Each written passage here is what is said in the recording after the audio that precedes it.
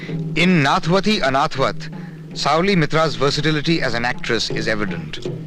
She conveys the agony of Draupadi using choreography, music, and varied speech patterns.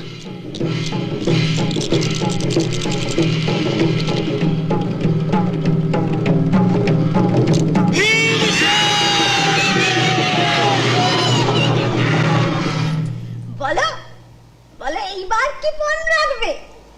Yudhishthir বললেন, আমি নিজে।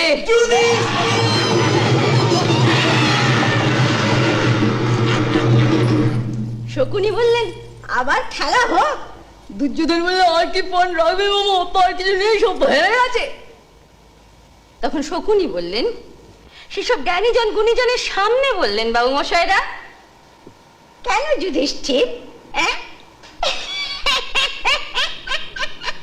তোমার প্রিয়া পাঞ্চালী তো এখনো বিজিত হননি, সেই তাকে পণ রেখে নিজেকে মুক্ত করো।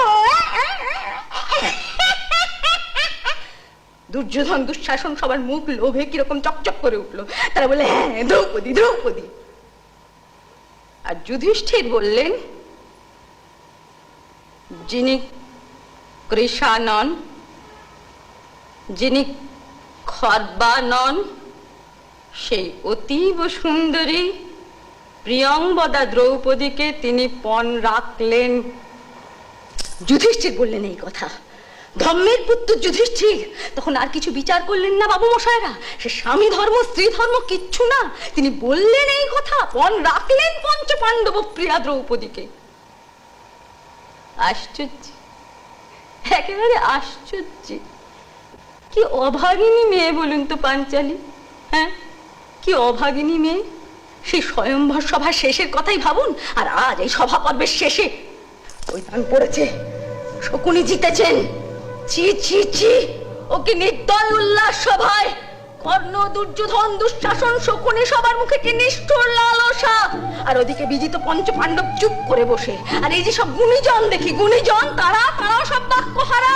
বাবু মশাইরা, এইরকম এক একটা কাল আসে পৃথিবীতে যখন এইসব গুণীজনেরা সব চুপ করে থাকে, আর যে অত্যাচারিত হয় সে হয়েই যায় হয়েই যায় হয়েই যায়।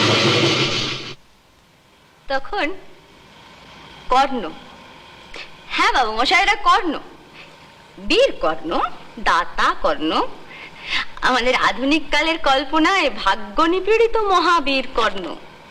সেই কর্ণ বললে, শকুনি তো সমস্ত ধন সম্পদ শুদ্ধ যুধিষ্ঠিরকে জয় করে নিয়েছেন, আর দ্রৌপদী সেই সম্পদের অন্তর্গত। তারপরে এত কূট তর্ক আমার সহ্য হয় না। সেই কর্ণ বললে,